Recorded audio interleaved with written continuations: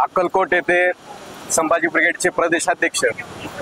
माननीय श्री प्रवीणदादा गायकवाड यांच्यावर प्राणघातक हल्ल्याच्या निषेधार्थ आज नांदेड येथे जिल्हाधिकारी कार्यालयासमोर सकल मराठा समाज व समविचारी संघटनेच्या वतीने आज एक दिवसीय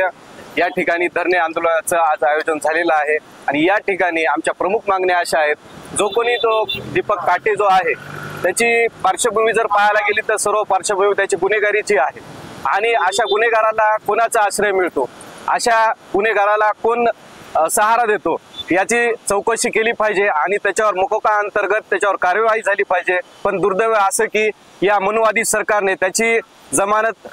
कालच्याच न्यूज मध्ये आम्ही ऐकण्यात आलं की कालच त्याची जमानत झालेली आहे आणि अशा गुन्हेगारांना, सराईत गुन्हेगारांना जर हे सरकार असंच जर मोकळं सोडत असेल तर या ठिकाणी आम्ही या सरकारचा निषेध करतो। आणि जर हे सरकार पुरोगामी विचार, फुले शाहू आंबेडकरांचे विचार जर दाबण्याचा प्रयत्न करत असतील तर हे सरकारला शक्य नाही। आणि महाराष्ट्रात आज सर्व ठिकाणातून आदरणीय प्रवीणदादा गायकवाड यांच्या हल्ल्याच्या निषेधार्थ महाराष्ट्रात प्रत्येक तालुक्यामध्ये निषेध असतील किंवा धरणे आंदोलन असतील, रास्ता रोको असतील, सर्व समाजातून या घटनेचा तीव्र निषेध करण्यात आलेला आहे।